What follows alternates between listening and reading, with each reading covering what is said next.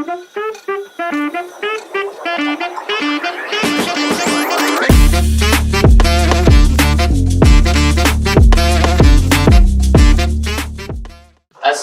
warahmatullahi wabarakatuh. Welcome back to Titik Temu Podcast. Menyambung cerita, menginspirasi harapan. Oke, sahabat podcast Titik Temu. Siang ini kita kedatangan tamu istimewa. Saya bisa bilang beliau ini representasi tokoh pemuda di Kerawang. Karena saya melihat jenjang karirnya dari tahun ke tahun itu tidak pernah stagnan, tapi terus meningkat gitu kan. Ini salah satu idola tokoh pemuda saya juga.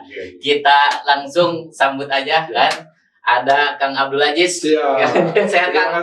Ketua Pemuda Pancasila Kerawang ya. Siap. Yang kebetulan beliau juga terpilih sebagai anggota DPRD Kerawang Dapil 4 ya. Dapil 4. Pileg kemarin ya. Pak, kabar sehat? Alhamdulillah. Amin.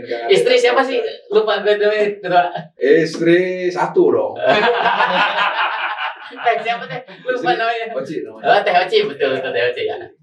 Anak udah berapa ketua? Sekarang anak udah 2. Alhamdulillah. Yang pertama kembar. kelas. Yang pertama kelas 2 SMP, yang kedua kelas 2 SD. Kembar lah. Bukan kembar, sejodoh. Sejodoh ya. Cowok cewek. Jadi kita ini ngundang Ketua Aziz ini sebagai kapasitasnya sebagai Ketua Pemuda Pancasila. Tapi karena berhubung udah warna-warni nih kan. Ada lorengnya, ada kuningnya. Kedua identitas sudah ditunjukkan sebetulnya. Ketua, sebelum kepada pembahasan lebih jauh nih, saya juga ingin ikut membantu klarifikasi tentang kejadian yang sempat viral kemarin tuh. Salah satu oknum yang memakai kaos Pemuda Pancasila yang kalau di platform atau di Instagram ini Jawara Kerawang.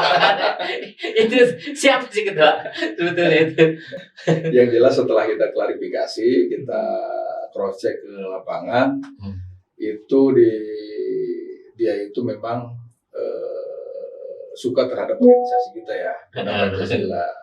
Itu dibuktikan dengan dia mempunyai seragam, walaupun dari online dia dapat beli kan. Gitu. Tapi dia tidak punya KTA, kartu anggota Pemuda Pancasila, karena ya itu tadi.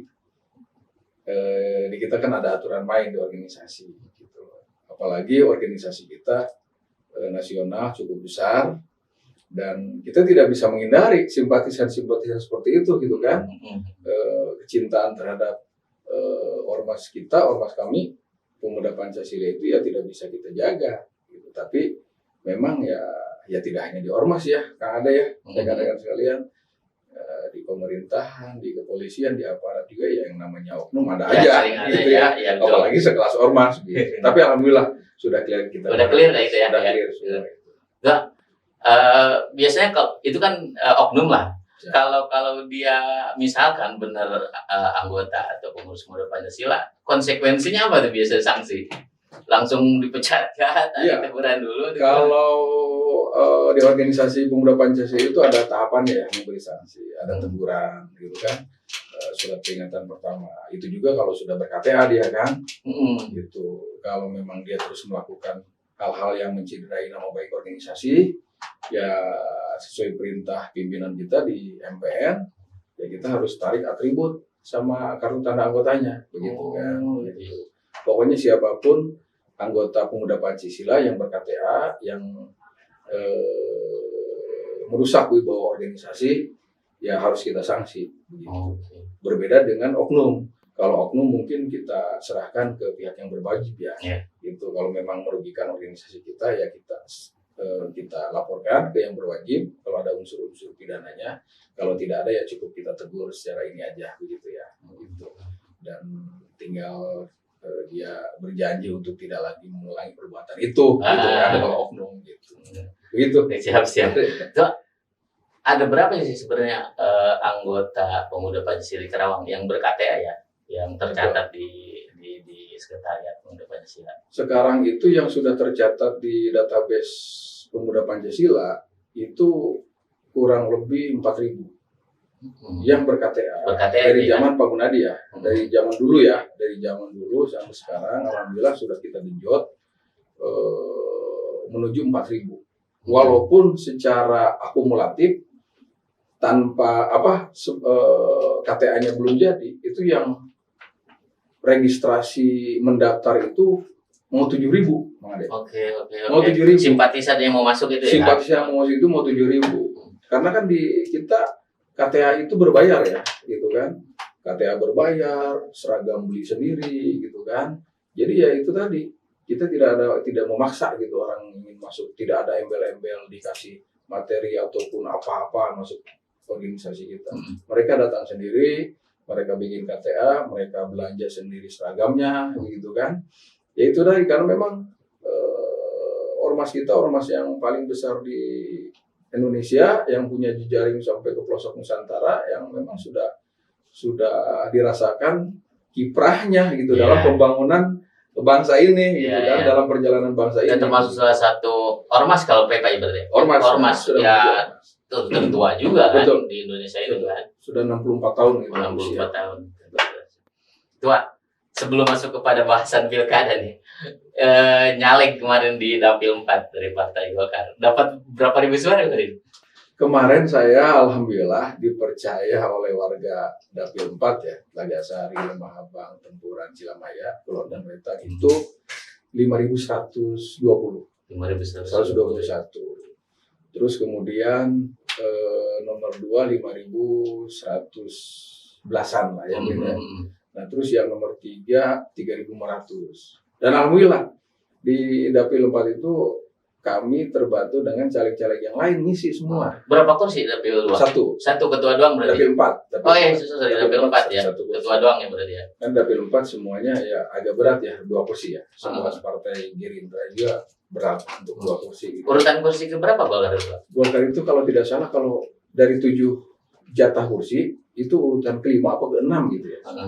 Gitu. Kalau tidak salah ke-5 apa ke-6. Kursi ke-6 apa ke-5 gitu ya. Kalau tidak salah saya ini. Karena apa? Karena memang di Dapil 4 itu cenderung masyarakatnya lebih agamis gitu kan, lebih nasionalis gitu loh. Sementara basis-basis Golkar dulu 2 kali pemilu bergeser begitu. Nah, alhamdulillah kemarin secara suara ya signifikan juga gitu kan. Kembali ke rumah Partai Golkarnya itu signifikan begitu. Kemarin berarti nyalek pertama, kedua? Pertama kali saya nyalek pertama langsung jadi, Bro. Makanya saya bilang tadi di awal bahwa ketua ini salah satu representasi tokoh pemuda Kerawang yang karirnya saya perhatikan sejak tahun ke tahun. Ya dari mulai dulu aktivis mahasiswa pergerakan mahasiswa Islam Indonesia ya, PMI, betul. Kemudian Purna Mahasiswa, Ketua DPD KNPI. Ya. 2 periode betul ya? 2 periode. 2 periode kan. Nyalon dewan langsung jadi, Bro. Ada amalan khusus kan? Nggak ada. Yang jelas gini, kalau saya orangnya low profile. Saya tidak pernah. Kita punya tanamkan dalam diri kita ambisi dalam menggapai cita-cita, tapi jangan terlalu ambisius gitu. Ketika saya lahir dari PMI, terus kemudian dirangkul oleh Bapak Haji Dadang Mutar gitu kan, waktu itu Ketua Golkar sekaligus Bupati begitu, sama Kang Sony untuk dididik di kader muda Golkar, terus diberikan amanah suruh memimpin organisasi pemuda KNPI, ya kita tidak pernah meminta gitu, tapi ketika kita dikasih tanggung jawab, kita harus bisa membuktikan hasil tanggung jawab itu. Begitu aja sih, sebenarnya tidak ada tip-tip apa. Jadi 2 periode gitu kan. Terus kemarin pemuda Pancasila, ya kita tidak pernah ada selintas pengen jadi pemuda Pancasila kan. Kita juga sempat cerita tentang itu kan, kita dulu diskusi itu ya. Karena memang sudah itu ya, tapi ketika dikasih amanah oleh para senior-senior, buktikan gitu. Jangan didasari oleh intrik konflik-konflik yang ada. Lurus saja kerjakan gitu kan. Ya alhamdulillah sampai jadi dewan ya terpilih dewan ya oleh pemuda Pancasila saya pikir. Kayaknya ketua ini termasuk salah satu orang yang mengamini pasal 1 juga bahwa senior tidak pernah salah. Makanya ikuti aja omongan senior kan. Nanti juga ketemu jalannya. Betul. Asik gitu ya.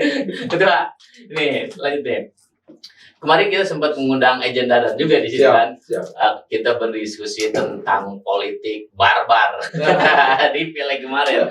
Ya kemungkinan juga akan berlaku di pilkada nanti kan besok. Kemarin kan kita mengilustrasikan bahwa politik barbar itu tentang lebih kepada identik money politik kan. Artinya budaya dan tradisi masyarakat memilih itu kan harus ada money politik. Pengalaman ketua kemarin dapil 4 sama nggak dengan caleg-caleg yang lain? Kalau mungkin saya baru kemarin mencalonkan sebagai anggota legislatif dan memang saya kaget gitu ketika turun ke lapangan gitu kan. Saya sangat kaget turun ke lapangan bahwasannya ide gagasan itu memang betul-betul dihadapkan kepada kalau kita berdiri itu di puncak menuju jurang gitu. Ide gagasan ini antara mau terjun bebas atau memang selamat gitu kan. Selamatnya dalam arti apa? Selamatnya ketika ide gagasan lebih kuat dibanding transaksional atau transaksional lebih kuat dibanding ide gagasan gitu kan. Nah, kemarin saya mengalami itu dan ternyata betul semua pihak yang yang menyatakan bahwa ya memang barbar. Saya akui memang barbar gitu kan. Artinya money politik itu sangat menguasai gitu. Tapi masih banyak masyarakat ibu-ibu itu kan yang masih memilih dengan hati nurani, yang masih dengan lebih mengedepankan bahwa masih banyak lah, gitu. kenal calon itu kan, lebih mengedepankan gitu kan. Masih ada. Walaupun memang betul apa yang katakan oleh teman-teman yang lain bahwa ya pemilu kemarin itu ngerinya minta ampun, gitu kan. Urusan money politik. Walaupun money politik tidak diperbolehkan, dilarang, gitu kan. Tapi ya prakteknya ya semua melakukan begitu. Katanya bisa double juga kos politik ya. Kos politiknya double. Ingin menang ya. Betul. Kos politiknya sangat double gitu kan. Itu kita apalagi sekelas saya yang pasca sekolah dasar, saya tidak tumbuh di tanah kelahiran gitu kan, tidak besar di tanah kelahiran, maksudnya di kampung halaman gitu kan. Jadi keluar SD, sanawiyah 1 tahun di Lemah Abang, langsung sama orang tua pesantren di Cirebon, gitu kan. Keluar aliyah, sekolah di SD Mikrosma, dilanjut Unsika sambil kerja di pabrik dan kontrak di Truk Jambe. Sampai sekarang saya tidak pernah hidup lama gitu kan di Lemah Abang, ada di kampung halaman. Tiba-tiba mobilisasi lagi pulang ke Lemah Abang kan untuk nyalain kok begini kan. Saudara saja nggak pernah kenal itu, keluarga sendiri gitu. Tapi alhamdulillah, gitu kan. Alhamdulillah dengan apa yang kemudian setelah kita lakukan, ya kan zaman mahasiswa kan sering melakukan advokasi kan, pembelajaran baik nelayan, petani atau apa, ya mungkin kita lebih dikenal, apalagi kita selaku aktivis organisasi kan, banyak melakukan event-event kegiatan ya. Dulu memang menjadi KNPI itu ya sangat berartinya hari ini bagi saya. Ya. Ketika saya mengadakan kegiatan turnamen voli di Lemah Abang tiap tahun kan gitu. KNPI Cup, terus kemudian di Cilamaya bikin kegiatan tempuran kan di Sampalan. Artinya gaungnya itu terasa. Oh, si Ajis KNPI nyalon kan gitu ya. Jadi orang Ajis KNPI gitu kan. Kayak gitu. Jadi bukan kiprah saya tinggal di kampung halaman enggak gitu. Ya itu tadi karena organisasi. Makanya hari ini ya sudah saatnya saya memberikan imbal balik terhadap organisasi, bukan berarti organisasi yang saya naungi, semua organisasi, KNPI, KONI gitu kan, terus organisasi kemahasiswaan, PMI, HMI, gitu, semua, NU, Muhammadiyah, pokoknya apapun untuk kepentingan para aktivis jurnalis, saya siap untuk berdiskusi, berbagi waktu, tenaga pikiran gitu kan, bagaimana caranya kita untuk lebih baik. Itu aja sih sebenarnya. Siap. Oh ya, tepuk tangan. Sambil minum sambil santai aja kita. Siap. Ada atur sambil kita santai gitu ya. Dua kekhawatiran kita mengenai politik barbar di pileg kemarin kan, ini terjadi juga nanti di pilkada 2004 tanggal 27 November besok. Gambarannya gimana Ketua? Kalau perspektif Ketua, artinya keinginan kita sebetulnya kan sebagai ya pemerhati lah di lapangan, jurnalis juga termasuk salah satu yang akan berkontribusi terhadap perkembangan demokrasi di Kerawang kan. Keinginan kita ada value khusus dari pileg kemarin itu mengenai politik barbar supaya jangan terjadi lagi di pilkada nanti. Gambaran Ketua seperti apa? Akan tetap terjadi atau bagaimana? Betul. Jadi kan kita tidak boleh pesimis ya dalam memperjuangkan sebuah ide, sebuah gagasan, sebuah harapan, terus tatanan demokrasi yang ideal itu walaupun tantangannya begitu hebat, kita tidak boleh pesimis dan tidak boleh putus asa. Artinya apa? Artinya tantangan begitu hebat, barbarnya pileg itu disinyalir akan melebar ke urusan pilkada, gitu. Itu ada saja. Tapi kemudian kita tidak boleh pesimis. Jadi kita selaku pelaku demokrasi, terus kemudian representasi masyarakat harus mampu dan harus mau mencari celah, mencari ruang, mencari formula yang tepat. Bagaimana caranya? Masyarakat harus sadar bahwa urusan-urusan transaksional money politik itu memang betul-betul merugikan kita, gitu loh. Pokoknya segala bentuk daya upaya harus kita kerahkan untuk meyakinkan masyarakat. Walaupun hari ini memang masyarakat masih belum tersadarkan, gitu kan? Belum tersadarkan bahwa enjoy aja, cukup 50.000, 55 tahun kita bodo amat kan gitu, kayak gitu. Jadi kita selaku pelaku demokrasi yang lebih paham, gitu kan? Bahwasanya kita tidak boleh pesimis saja. Gitu. Cara apapun kita yakinkan masyarakat, gitu kan, bahwa berbahaya, money politik sangat berbahaya bagi demokrasi, tidak mendidik, gitu kan. Terus suara kita diperjualbelikan, begitu loh. Sehingga output dari setiap momentum demokrasi yang dari hasil money politik juga belum tentu bagus. Belum tentu bagus, begitu kan. Belum tentu bagus. Karena apa? Karena orientasi awalnya itu ya itu tadi, gitu kan. Orientasi awalnya ya kembalikan dulu modal, itu yang telah dikeluarkan, gitu kan. Apalagi yang kalah juga tidak pasti merugi. Yang menang juga tidak bakal untung, begitu kan. Gitu. Karena kalau lahir dari money politik tersebut, begitu. Karena apa? Karena semua itu akan tarik menarik, akan ada keterkaitan, akan minta pertanggungjawaban, gitu loh. Minta pertanggungjawaban, misalkan bagi calon bupati yang menang karena money politik, akan ada sponsor itu pasti minta pertanggungjawaban. Selama 5 tahun saya minta ini. Akhirnya kebijakan bupati terkooptasi oleh investor tersebut, gitu, oleh penyandang dana tersebut, gitu. Nah makanya kita hari ini bukan berarti menjual nama like and dislike rival antar kontestan, tapi bagaimana caranya menyadarkan masyarakat. Sadarkan masyarakat dulu. Mereka bagaimana caranya memilih berdasarkan hati nurani mereka, berdasarkan program-program yang dijual oleh kontestan itu, oleh calon-calon pemimpin itu, gitu loh. Bukan berdasarkan atas money politik, amplop 50.000-an, gitu kan. Tidak berdasar itu. Pokoknya kita menyadarkan itu. Ya semoga pilkada besok tidak terlalu barbar seperti pilek kemarin lah ya, gitu ya. Harapan kita semua seperti itu ya.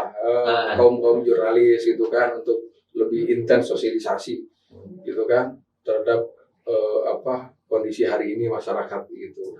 Karena ini sudah sangat akut, gitu kan. Kita diperjualbelikan segala macam, gitu. Walaupun ya saya juga melakukan itu di zaman pileg, gitu kan. Ya karena tidak bisa menghindari, gitu kan, kondisi semacam itu, begitu. Sekarang kita beralih ke pilkada nih. Meskipun sebagai identitas sebagai ketua pemuda Pancasila, tapi kan sebagai Dewan Golkar. Meskipun belum dilantik ya, nanti tanggal 5 ya dilantik ya. Tanggal 5 Agustus ya, tanggal 5 Agustus. Coba melihat apa gambaran Pilkada Karawang hari ini. Golkar sendiri kan sudah mengeluarkan surat tugas kan.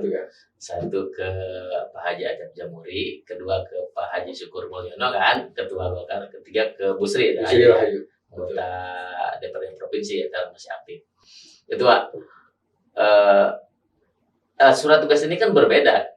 Kalau menurut saya berbeda dengan partai politik yang lain. Kalau dari kayak di Nasdem kan hanya muncul satu nama aja. Di Demokrat hanya muncul satu nama Acep Jamuri kan. Kok kalau Golkar ini beda, munculnya 3 nama. Itu ambivalen, kayak ambivalen bercabang atau gimana? Jadi kan gini, keluar 3 nama itu kan tidak kemarin-kemarin. Jadi keluar bagi Partai Golkar, seperti hal yang disampaikan oleh pimpinan kita di DPP melalui Waketum Bang Doli ya, itu Waketum partaian ya atau apa gitu ya, Bang Doli itu bidang. Itu beliau mengatakan bahwa calon-calon kepala daerah itu diberikan tugas itu 1 tahun sebelum pemilu, gitu kan, 1 tahun sebelum pemilu. Nah, khususnya kader-kader partai ya, kader-kader partai. Ketika dalam perjalanannya muncul eksternal, itu mungkin ada kebijakan-kebijakan lain. Kayak di Partai Golkar Karawang, tidak hanya Pak Ketua sama Busri ya, tapi kan ada Pak Acep Jamuri yang memang itu juga waktu itu diusulkan oleh Jawa Barat ya, oleh DPD Jabar dikeluarkan gitu kan, daftarkan gitu waktu bulan puasa itu keluar. Dan kemarin surat tugas Pak Acep yang kedua turun itu karena di Partai Golkar ada tahapan survei gitu kan. Jadi si 3 nama ini disurvei dengan calon-calon eksternal yang lain itu, sehingga muncul hasil survei tahap pertama kemarin sudah diserahkan ya, waktu 1 hari apa 2 hari yang lalu itu di DPD Jabar, dan nanti ada survei tahap kedua. Jadi panjang. Jadi di Partai Golkar ini tahapannya panjang. Jadi Pak Acep, Pak Mul, sama Bu Sri ini ya masih dalam proses penggodogan gitu kan.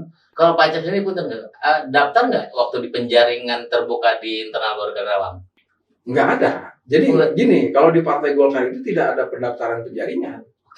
Tidak ada, karena itu memang murni muncul dari pimpinan kita di DPD Jabar. Pertimbangannya mungkin karena survei itu ya? Ya, begitu, itu kan. Kenapa? Mungkin saya klarifikasi. Mungkin waktu Pak Acep muncul, memang 5 tahun yang lalu, Pak Acep itu sempat muncul di DPD Golkar Jabar untuk disondingkan dengan Ibu Selika waktu itu. Waktu Pilkada 2020. Ya, waktu itu, waktu almarhum Ketua Golkarnya Kang Ade Barkah ya, Jawa Barat, itu memang Pak Acep sudah muncul, tapi karena ada sesuatu hal mungkin ya, karena mungkin waktu itu Pak Acep belum bersedia, mungkin tidak dilanjut begitu kan. Nah, mungkin hari ini mungkin muncul, makanya kami juga di internal Partai Golkar waktu awal-awal Pak Acep tapi ketika lihat perjalanan gitu kan, ya kita tidak lagi ini itu kan, tidak lagi kaget. Nggak kaget lah gitu kan, karena memang sebelumnya udah ada sejarah pilkada sebelumnya kan. Gitu kan. Betul, gitu. Betul. Makanya saya juga ya ini aja, cuman kemudian ya bagi kami jangankan setelah Pak Acep Jamuri ya apapun ketika perintah partai gitu kan yang direkomendir itu ya kita akan support selaku kader itu kan, ya kita akan patuh dan taat terhadap sesuai apa yang disampaikan oleh Pak Ketua Golkar Karawang kan. Itu siapapun ya kita akan taat dan patuh terhadap kebijakan DPP, karena undang-undang mengatakan bahwa calon kepala daerah ya harus ada tanda tangan ketum dan sekjen. Jadi kita di daerah ya ikut aja patuh samina watona gitu. Artinya nggak bisa jalan sendiri, dia tetap aja harus ada tanda tangan ketua sekjen partai ya. Betul sekali. Ketua pribadi ketua sendiri nih, melihat portofolio ketiga tokoh ini kan, Acep Jemuri, Kang Haji Syukur Mulyono dan Bu Sri, kelayakannya di mana untuk maju di pilkada nanti 2024? Saya pikir kalau kader Golkar tidak bisa diragukan lagi ya. Bukan berarti saya subjektif, pasti saya subjektif karena saya kader ya, saya kader partai. Ketiga orang ini tokoh yang mumpuni, saya pikir. Satu, Bu Sri memang terlahir dari kader Golkar kan, dididik dari rahim Golkar. Pak Mul sudah 2 periode memimpin Golkar begitu kan, dan hampir 10 tahun beliau dididik lah gitu kan, pengkaderan Golkar, apalagi Pak Sekda gitu kan, Pak Acep, birokrat yang memang Pak Acep ini ya salah satu birokrat yang besar. Waktu zaman Orde Baru juga pernah merasakan gitu kan. Jadi ya nilai kegolkaran juga masih ada lah, walaupun secara kultural gitu beliau kan. Ini punya sejarah juga dengan Pak Dasim ya. Lama juga menjadi ajudan Pak Dasim. Beliau dekat sekali dengan Pak Dadang Muchtar gitu kan, begitu. Jadi bagi kami 3 nama ini sangat mumpuni. Bukan berarti kami ini, tapi yang jelas Golkar ini memang sudah dipersiapkan untuk mengelola pemerintahan. Sudah dipersiapkan. Di mana-mana Golkar, siapapun presidennya, apapun, Golkar tidak pernah oposisi. Golkar selalu diraih untuk, karena apa? Karena sudah terbukti kita membangun, gitu kan. Kiprah secara pribadi maupun secara organisasi. Kualitas-kualitas pribadi itu sangat diperlukan oleh pemerintahan di Indonesia ini, baik di pusat, daerah, gitu maupun kan. Di nasional juga sama ya. Di nasional maupun di daerah ini ya, kita ini dinanti, gitu kan. Kiprahnya, gitu kan. Gagasan, ide, pikiran kita ini lah untuk memajukan daerah ini dinanti. Makanya saya yakin lah Pak Acep, Pak Mul dan Bu Sri ini ya sudah mumpuni kita usung untuk di Kabupaten Kerawang. Siapapun itu ya kader Golkar sudah punya inilah, seperti halnya Pak Dadang Muchtar dulu, itu kan beliau sangat melegenda itu kan. Ya karena kita sudah terbiasa ngebangun di pemerintahan gitu. Dan kami tidak bakal kaku ketika masyarakat mempercayai Partai Golkar untuk memimpin kembali, mempercayakan kami di pemerintahan besok itu. Siap. Tuan, saya dengar kabar juga nih, kalau sekarang Balong Center nih, Pak Dasim katanya sudah mulai ikut kampanye juga kan, pilkada, ikut mengkampanyekan Acep Jemuri, Pak Mulyono gitu kan. Emang dipastikan Pak Dasim turun gunung nanti di pilkada? Beliau kan sampai hari ini kader Golkar, gitu kan, apalagi anggota DPR RI ya, gitu. Ya itu tadi, kalau selama kader partai kita punya kewajiban bahwa apa titah partai ya harus kita amankan, gitu kan, harus kita ini kan. Cuman memang Pak Dadang Muchtar itu selain kader partai, dia punya kelebihan yaitu tokoh yang dibapakkan oleh masyarakat Kabupaten Kerawang sampai hari ini. Tidak hanya keluarga besar Golkar saja yang membapakkan dia, gitu kan? Bukan hanya tokoh politik lah, bukan hanya tokoh politik, tapi bapak bangsa Kerawang lah ya, anggapnya kan begitu, gitu kan. Nah beliau ini kan punya analisis tersendiri, gitu kan. Terlepas beliau nanti menjual kader-kader Golkar ataupun punya analisis yang lain, itu ya beliau itu nalurinya sangat tajam, instingnya sangat tajam gitu. Makanya saya selalu berpegangan bahwasannya Balong Center ini kemana arahnya, gitu kan. Saya akan nunggu nih Balong Center kemana arahnya. Petuah politiknya selalu dibutuhkan lah ya. Sekali. Karena apa? Karena orang-orang setia ke Pak Dadang itu masih banyak, gitu kan. Orang-orang setia, dan beliau ya itu tadi, beliau sangat-sangat betul tidak pernah mengandalkan nilai-nilai hal-hal yang sifatnya pragmatis. Dia selalu, Bapak udah punya karya JIS, Bapak udah membangun ini semua, pasti ini. Ya, yang loyal banyak gitu kan. Tapi yang memang newcomer juga lebih banyak. Gitu. Makanya kami menunggu arahan beliau juga kan. Selain menunggu arahan partai, kita juga menunggu arahan beliau, Balong Center seperti apa. untuk Pilkada 2024 besok itu kan di Karawang. Ya termasuk saya pribadi sering mendengar petuah-petuah beliau kan ketika menemukan kebuntuan ngopi lah di Balam Center kan, apa ini yang akan keluar dari mulut beliau kan, itulah yang kita tunggu-tunggu. Siap ketua apa arah politik Partai Golkar hari ini kan, kemarin kan sempat deklarasi gabung koalisi gemuk. Ada Golkar, betul. Ada PKB, satu lagi apa PDI atau apa ya? Ya PDI ya. Nah, itu hari ini masih berlaku ya koalisi gemuk itu. Betul. Kemarin itu kan komunikasi PDI dan PKB itu kan karena kita sama-sama mendapatkan kursi 6 ya. Oh iya betul ya, sama-sama 6 kursi semua ya. Sama-sama mendapatkan 6 kursi di kemarin. Akhirnya ada kesamaan pandang lah antara ketua PKB sama ketua PDIP gitu kan. Tapi dalam konteks ini masih dalam tahap bagaimana caranya itu tadi. Bahwasannya jangan sampai ide gagasan membangun Karawang ini terabaikan hanya gara-gara siapa harus calonnya. Transaksional. Oke, gitu kan? siap. Belum bicara siapa calonnya, baru ngebangun menyamakan persepsi ya, gitu kan. Chemistry yang memang ini loh, kita harus ngebangun Karawang ini tidak bisa sendirian gitu kan. Ya di Karawang tidak bisa sendirian. Sekelas pemenang pemilu aja Gerindra ya kurang 2 kursi. Iya betul. Tidak ada satupun partai politik yang bisa maju sendiri di pilkada ya. Makanya intensitas Golkar, PDI dan PKB itu ya sampai ini masih tetap terbangun begitu kan. Walaupun memang sudah mulai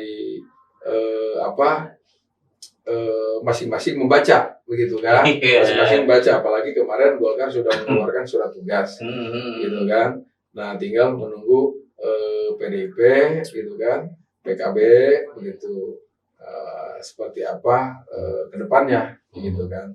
Nah, makanya saya juga nanti belum berani bergerak lebih jauh karena memang saya menunggu arahan-arahan dari DPD Golkar Karawang gitu kan. Karena biar bagaimanapun kita juga di DPD Golkar Karawang juga kan ada 3 nama begitu kan, kayak gitu. Pak Ketua juga kan masih mencari formula yang tepat gitu kan, supaya ya kita kalau kalah pernah kita kan, menang kemarin mendukung Bu Selika menang kan gitu. Nah hari ini kita pengen menang itu ya ada salah satunya ada kader partai yang ikut kontestasi gitu kan, pernah berjaya di zamannya Pak Dasim ya. Betul gitu kan. Makanya kita juga sangat menganalisis menit ke menit gitu kan terkait pengembangan politik khususnya di Partai Golkar ya gitu kan. Komunikasi kita tetap intens, apa yang dilakukan oleh Pak Ketua, Pak Sekretaris, tim jajaran pengurus ke partai lain itu intens gitu. Walaupun hanya baru tataran komunikasi gitu. Ketua, itu kan berbicara tentang koalisi gemuk ya antara PKB, Golkar dan PDIP. Maksudnya gini, Anda nggak komunikasi politik? Tadi kan kita tahu sendiri bahwa Partai Golkar ini selalu identik dengan partai penguasa. Siapapun penguasanya di sana lagi dan gagasan Golkar dibutuhkan kan. Nah, ini kan partai penguasa hari ini kan tidak masuk dalam koalisi gemuk ya. Saya sebut aja kan Pak Bupati ya, Pak Haji. Karena saya tahu juga pribadi Ketua Ajis maupun pribadi Pak Haji Syukur Mulyo punya hubungan emosional baik dengan Pak Haji Saiful hari ini. Karena memang pilkada kemarin kan ya koalisinya di situ kan, berjuang bersama. Nah, maksudnya pertanyaannya adalah ada kemungkinan nggak berkoalisi dengan penguasa lagi hari ini di pilkada Karawang hari ini? Yang namanya politik itu kan serba kemungkinan. Teori kemungkinannya kan lebih menguasai dibanding teori. Jadi tidak saklek-saklekan gitu kan. Kalau di politik itu tidak boleh fanatik gitu kan. Setiap detik bisa berubah. Bisa berubah. Karena hari ini kita berbeda pandang, sore hari atau besok lusa ya kita bisa bareng bersama gitu kan. Nah makanya kami, yaitu tadi bedanya kami yang sudah berpartai gitu kan dengan teman-teman yang belum berpartai itu beda cerita. Kadang kan kalau teman-teman yang belum berpartai terus menjadi simpatisan calon bupati gitu kan, kadang seolah-olah bahwa inilah yang terbaik gitu kan, memaksakan kehendak berpikir sendiri kan. kalau kami tidak bisa statement seperti itu, Iya. hari ini kami bisa berbeda pandangan, besok lusa kita bisa bareng. Makanya kami sangat hati-hati untuk berbicara, gitu kan. Nah, yang kami kedepankan itu nanti itu tadi adu gagasan, adu ide, adu program, gitu kan. Nah, itu boleh, begitu kan. Kalau sifatnya psiwer ataupun semacam membuat bagaimana caranya membuat don lawan, gitu kan. Itu mah bukan karakter kader partai lah, gitu kan. Kayak gitu. Makanya kita yang ditanyakan oleh Kang Ade tadi, ya semua serba mungkin. Semua serba mungkin. Gitu. Hari ini misalkan surat tugas sudah keluar ke Pak Aceh, besok lusa kan kita tidak tahu. Iya. Karena kan yang datang ke KPU kan surat dari DPP, gitu kan? Yang datang ke KPU juga pasangan calon, bukan sendiri. Pasangan calon, bukan sendiri, dan harus ditandatangani oleh ketum dan sekjen, gitu kan? Itu makanya kami tetap menunggu arahan dari partai dan kami ikuti alur mekanisme yang sekarang tahapan-tahapan yang dilakukan oleh partai, gitu ya. Ya, yang pasti kan komunikasi dengan Pak Bupati hari ini, Pak Haji Ayep sebagai calon petahana masih terjalin lah ya. Kalau saya pribadi, alhamdulillah beliau dengan saya pribadi tidak ada masalah ya. Komunikasi WA juga, alhamdulillah beliau sangat respect ya kalau untuk ini. Cuman kalau memang untuk urusan partai politik ya kembali tadi kan, saya sudah ada di Partai Golkar, gitu kan. Ya kalau untuk urusan partai kan gitu. Itu ya akhirnya ya harus patsun terhadap partai, harus patsun tapi kan hubungan silaturahmi harus tetap terjaga kan. Begitu dulu saya dengan Bu Selika dari zaman KNPI saya dekat banget, gitu kan. Beliau wakil bupati, gitu kan. Nah, tapi ketika Golkar mendukung Saan Iman, ya mohon maaf teteh saya dukung Saan Iman kan, gitu ya. Karena saya kader partai, kader partai, gitu kan. Nah, dan si teteh juga tuh, Teh Seli juga kan memahami itu. Iya, karena sama-sama politisi. Nah, itu tadi yang penting silaturahim berjalan dan bisa membedakan mana kepentingan partai, mana kepentingan pribadi. Kita support Pak Bupati hari ini kan, gitu ya, untuk melaksanakan kewajibannya mengamanah rakyat kan, itu sampai masa periode habis kan, besok sampai pilkada, begitu kan. Dan beliau hari ini punya keinginan untuk maju kembali, ya kita saling support saja, begitu kan. Nanti juga yang namanya kepentingan itu pasti ada titik temu, begitu kan. Hari ini kita ya enggak kan, gitu. Gitu ya, mungkin besok lusa kalau Pak Bupati silaturahim ke Golkar kan bisa saja, gitu kan. Atau misalkan Pak Bupati ngobrol dengan Pak Aceh, dengan Pak Mul, dengan Bu Sri, kan bisa saja, gitu kan. Semua serba kemungkinan. Karena kalau di dunia politik itu tidak ada yang musuh-musuh abadi, tidak ada, tidak boleh. Gitu. Tidak ada musuh abadi, tidak ada kawan abadi. Tidak ada kawan, karena besok lusa kita membutuhkan. Untuk membangun masyarakat tidak bisa sendirian. Itu saja. Kalau bahasanya Pak Toto Suripto kemarin mah calon wakil bupati dari PDIP kan. Ya, kita itu sebetulnya di Karawang hidup satu balong yang ngegulak jadinya kene kan. Hari ini kita loncat berpisah, besok lusa ya dengan gulung dinya kayaknya gitu. Kalau kata angka 8. Iya. Muter jadi gak ada ujungnya. Ya, bahasanya tentang teman-teman teng lah gitu. Biasa aja. Lebih kedepankan ide dan gagasan ya untuk Karawang ke depan lebih baik. Siap. Ketua sendiri terlibat nggak dalam lobby-lobby politik di pilkada hari ini? Misalkan ditugaskan oleh Ketua Haji Syukur Mulyono, punten komunikasi sama komunikasi ini, itu nggak? Dan saya terlibat atas arahan beliau, atas arahan Ketua Golkar. Gitu. Kalau Ketua Golkar Pak Syukur Mulyono mengatakan JIS, garap siap laksanakan. JIS diam dulu, siap diam, kan gitu. Siap. Dan selama ini ya beliau, saya arahan dari beliau, tidak ada arahan dari siapa lagi. Gitu kan. Hanya satu arahan kita Ketua Golkar, gitu kan, arahan untuk kita gitu. Dan saya memang dipersiapkan oleh beliau dalam salah satu tim di internal, gitu kan. Gitu.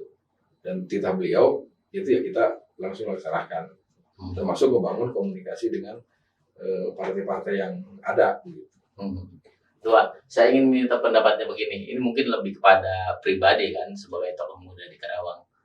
Bermunculan hari ini kan, ada nama Haji Ayep Sapeullah kan sebagai calon petahana.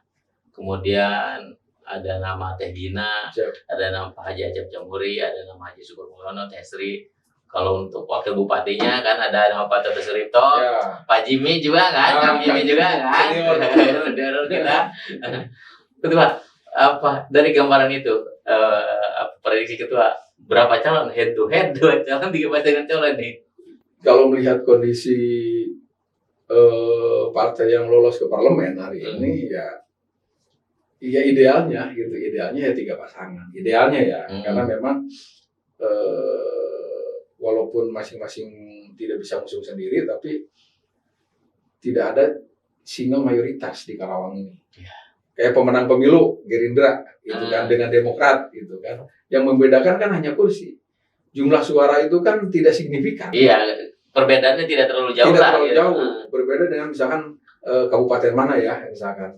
Itu jumlah kursinya pemenang pemilu 25 gitu kan. 25 kursi, yang lain 10, 11 gitu kan. Kalau di Karawang kan 8 8, 7, 7, 7, 6, 8, 8, 7, 7, 6, 6, 6, 2. Jadi tidak ada single mayoritas gitu kan. Artinya semua sama rata gitu kan. Nah, ya idealnya seperti itu. Cuman memang melihat penilaian saya hari ini ya bisa jadi dengan agresivitas tim yang hari ini bergerak, itu bisa head to head juga gitu kan, bisa head to head gitu. Tapi kan belum ada sejarahnya head to head pilkada di Karawang gitu ya. Belum ada ya. Selalu 3 atau lebih ya. Betul. Meskipun itu di luar calon independen ya. Betul. Tapi kan calon independen udah selesai kemarin kan penutupan KPU bahwa sudah pasti bahwa pilkada tahun ini tidak ada calon independen kan itu. 3 ya kemungkinan 3 antara 3 dan 2 lah, antara 3 dan head to head lah gitu kan. Karena kan gini, yang muncul kan Pak Acep, Teh Gina sama Pak Haji Aep kan bupati. Artinya kalau masing-masing bukan ego ya, masing-masing punya keyakinan bahwa saya harus nyalon bupati, ya mereka mampu melakukan itu, gitu kan. Kayak Pak Haji Aep selesai dengan maaf ya, gitu kan. Yang rumor di media ya, selesai dengan Nasdem dan PKS, gitu kan. Nah, Teh Gina selesai dengan Gerindra dan partainya sendiri dan PAN juga masuk ke PAN masuk, ya. Katanya kan sudah dalam lobby gitu kan. Terus Pak Acep juga masuk dan Demokrat, tambah lagi Golkar kan gitu ya. Itu tinggal menunggu PKB dan PDIP gitu loh. Nah, ini peluang 3-nya besar gitu. Apalagi PKB sudah keluar surat tugas yang kemarin ke Kang Yana tuh. Betul. Surat tugas. Apalagi PKB menyodorkan nama. Minimal kadernya jadi wakil, kata informasi media kan gitu ya. Nah, itu bisa kemungkinan 3 pasang gitu kan. Kemungkinan 3 pasang, cuman ya lebih kemungkinan lagi head to head bisa terjadi gitu kan, karena agresivitas dari masing-masing tim gitu kan. Karena menginginkan, karena kita semua kawan gitu, semua kenal. Iya. Ketua partai satu dengan ketua partai yang lain itu semua pada kenal gitu. Pasti ewu pakai ewu. Ini akan lebih memaklumi kondisi DPP gitu kan. Kalau di daerah pasti ketemu semua. Tapi ketika DPP-nya berbeda gitu kan, ya udah saya ikut DPP aja dulu kan gitu. Walau di daerah sama-sama bareng-bareng gitu kan. Ngopi bareng apa bareng gitu. Kayak gitu. Pasti saya prediksi 2 lah, maksimal 3 lah gitu kan. Kalau 4 nggak mungkin, kalau 4 gitu. Karena kecuali ya itu tadi PDIP sama PKB sendiri gitu kan. Gitu, Gerindra sama PAN, Golkar, Demokrat, PKS sama Nasdem, itu lain cerita. Gitu. Tapi melihat peta kan gini. Karena kan untuk nyalon bupati ini kan butuh kos. Kos ini kan bukan untuk money politik ya, tapi untuk konsolidasi. Tidak mudah menggerakkan partai tanpa kos gitu. Karena apa? Karena kan butuh konsolidasi sampai ke tingkatan ranting, itu sampai ke tingkatan desa ya, itu. Mobilitas butuh bensin juga kan, realistis itu kan. Yang memang benar-benar memadai gitu kan. Nah, ini yang harus dipersiapkan oleh calon bupati begitu kan. Karena partai ini kan strukturnya sudah terbangun gitu kan, tinggal kita menggerakkan, klik gitu kan. Kalau ketua sudah mengklik ya tinggal bergerak begitu. Ketua, ada pertanyaan tambahan tuh dari tim kreatif. Kasih bocoran dong, tim Golkar sampai hari ini melakukan komunikasi politik nggak sih terhadap Haji Aib sebagai incumbent? Nah, kalau untuk komunikasi politik dengan Pak Bupati itu kami belum ada arahan dari ketua, gitu kan? Kami secara organisasi ya belum ada arahan dari ketua. Tapi kalau mungkin komunikasi di luar politik mungkin ya pribadi bisa pasti aja ada, gitu kan? Karena yang namanya perkawanan itu terus dibangun, gitu kan? Karena kan kita bukan siapa-siapa, antara kita ini ya kenal semua, gitu. Kalau untuk secara kepartaian belum. Secara kepartaian saya semua tahuan saya belum ada arahan dari beliau, dari Pak Ketua. Ada Ketua sebagai Ketua Pemuda Pancasila, kita lihatlah beberapa minggu kemarin kan beberapa ormas dan LSM juga sudah terlebih dahulu melakukan mencuri start ya, deklarasi mendukung terhadap beberapa pasangan bakal calon hari ini. Pemuda Pancasila akan melakukan itu nggak? Atau lebih membebaskan nanti kepada anggota dan kadernya di Pilkada Karawang 2024? Bagi kami, keluarga besar Pemuda Pancasila, kan gini, tagline kami kan tidak kemana-mana tapi ada di mana-mana. Kami hari ini masih euforia. Euforia itu bahwa alhamdulillah pergeseran paradigma kader kami gitu kan, tidak hanya haram jadah menuju sajadah terkait konteks ubudiyah gitu kan, ibadah kita kepada Tuhan Yang Maha Kuasa. Tapi hari ini pergeseran paradigma pola pikir kader-kader Pemuda Pancasila memang sudah dibuktikan di pemilu kemarin. Alhamdulillah ratusan kader Pemuda Pancasila menjadi anggota DPRD di kabupaten kota Jawa Barat. Di provinsi juga banyak, di DPR RI juga banyak yang terpilih, baik anggota DPD, DPR RI gitu kan. Kita masih euforia itu. Nah, memang di Pemuda Pancasila ini ormas kami ormas independen, gitu kan. Ormas kami ormas independen, di dalamnya banyak kader-kader partai politik, tidak hanya dari Golkar, PDI, Demokrat, gitu kan. Gerindra ada, PKS ada, gitu kan. PKB semua ada. Makanya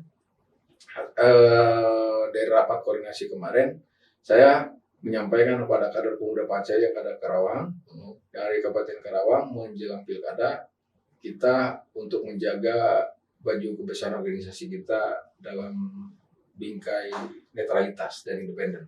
Secara organisasi. Secara pribadi, secara kader-kader yang punya afiliasi politik, silahkan berafiliasi politik menurut partainya masing-masing kan gitu. Yang punya nuraninya masing-masing. Nurani yang punya simpatisan, silahkan bersimpati terhadap calonnya masing-masing. Gitu. Tapi jangan membawa embel-embel kebesaran organisasi. Silakan saja. Bagi kami membebaskan untuk tidak ada instruksi untuk bagi Pemuda Pancasila harus dukung calon bupati A, calon bupati B, calon bupati tidak ada. Kami membebaskan itu. Gitu. Kami untuk menjaga bukan berarti kami tahan harga ya, enggak ya. Karena memang kami lebih menginginkan proses pengkaderan ini bersifat internal dulu. Belum bicara eksternal. Kami ingin merapihkan kader-kader kami dulu di internal dalam konteks bagaimana meningkatkan kualitas sumber daya anggota dalam tataran mengikuti kegiatan-kegiatan organisasi yang telah ditentukan, gitu kan, baik diklat kader maupun kegiatan-kegiatan yang sifatnya sosial kemasyarakatan, gitu Pak Ade. Kalau untuk urusan politik, silakan berekspresi seekspresi mungkin, jangan bawa baju Pemuda Pancasila. Begitu saja. Boleh ada mudah-mudahan. Udah jelas kan, kalau politik Pemuda Pancasila lebih membebaskan pada kadernya kan. Betul. Ketua, terakhir saya ingin memberikan kesempatan closing statement kepada Ketua mengenai Pilkada 2024. Kita harapkan sih lebih kepada nilai value-nya kepada ide dan gagasan itu tadi kan, khususnya untuk pembelajaran demokrasi dan politik untuk masyarakat. Silakan Ketua. Ya, terima kasih. Jadi begini, kami Ormas Pemuda Pancasila maupun selaku warga masyarakat ya, Kabupaten Karawang mengajak seluruh elemen komponen masyarakat Karawang dalam menghadapi pilkada besok ini, gitu kan, yang akan kita laksanakan bersama. Ini hajat politik yang tidak boleh dianggap enteng. Ini politik 5 tahunan, tidak hanya rutinitas 5 tahunan, seremonial begitu, tapi ini harus benar-benar disambut baik dengan sukacita, dengan penuh gembira, terus dengan nurani, begitu kan.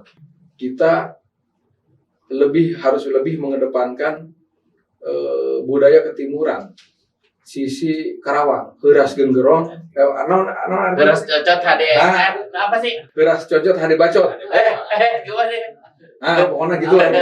Artinya Karawang ini bahasanya keras. Tapi dalam perilaku itu lembut, begitu kan. Beras Gitu. bacot HD congcot. Nah itu semangat itu saya menginginkan di Pilkada Karawang itu muncul. Gitu. Boleh kita berkontestasi, boleh kita bersaing. Ya itu tadi apa yang disampaikan oleh Mang Ade betul. Persaingan kita dalam konteks di ide dan gagasan. Ide dan gagasan program yang kita jual ke masyarakat, sehingga masyarakat simpati ke kita itu dengan jualan program itu, bukan atas dasar ujaran kebencian, bukan Like atas and dasar dislike, black campaign dan segala macam, gitu kan. Tapi kemudian dalam bingkai kebersamaan, dalam bingkai karakteristik masyarakat Karawang, pilkada sukses, melahirkan pemimpin yang berkualitas, kan begitu. Nah terus masyarakat ini juga bisa menumpukan harapan 5 tahun ke depan dengan pemimpin terpilihnya itu. Nah, gitu. Kalau saya menginginkan seperti itu, gitu kan.